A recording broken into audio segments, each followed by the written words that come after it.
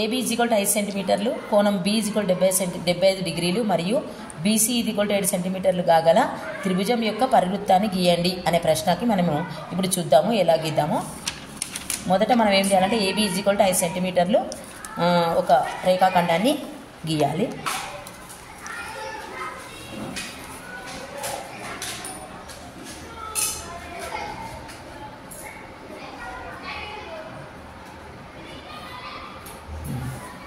AB అని పేర్లు పెట్టి 5 సెంటీమీటర్లని ఇలా రాసుకోండి.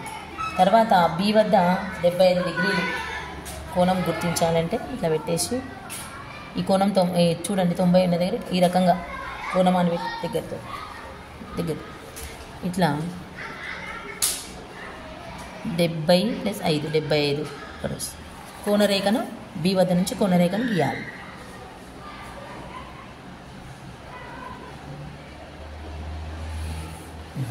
కోణరేఖను గీసిన తర్వాత ఇప్పుడు బి నుంచి బీసీ ఈజ్ ఈక్వల్ టు 7 సెంటీమీటర్లు అన్నారు కాబట్టి 7 సెంటీమీటర్లు వృత్తలేఖన సహాయంతో తీసుకుందాము.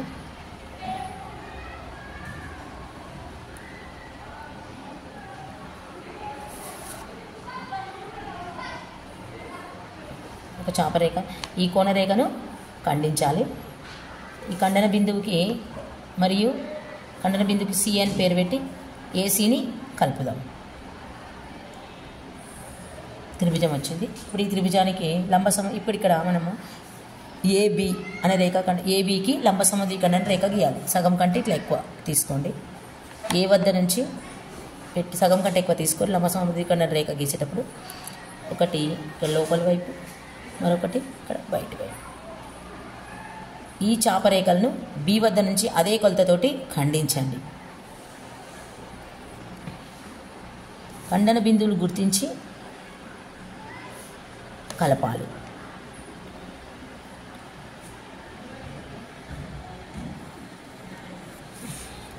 ఇప్పుడు బీసీకి కూడా లంబ సమద్విఖండన రేఖ గీస్తున్నాం. సగం కంటే ఎక్కువ తీసుకుందాం.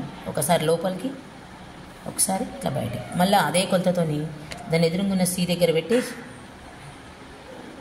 ఖండించండి. ఇప్పుడు ఖండన బిందువులు గుర్తించి కలుపుదాం.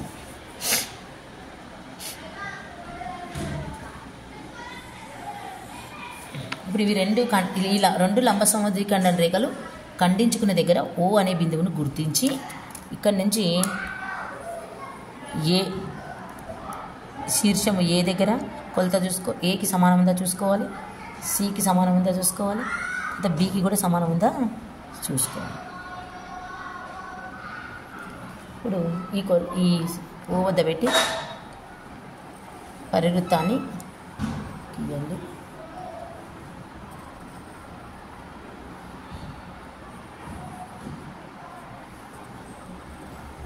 కావాల్సిన పరివృత్తం వచ్చేసి. Thank you.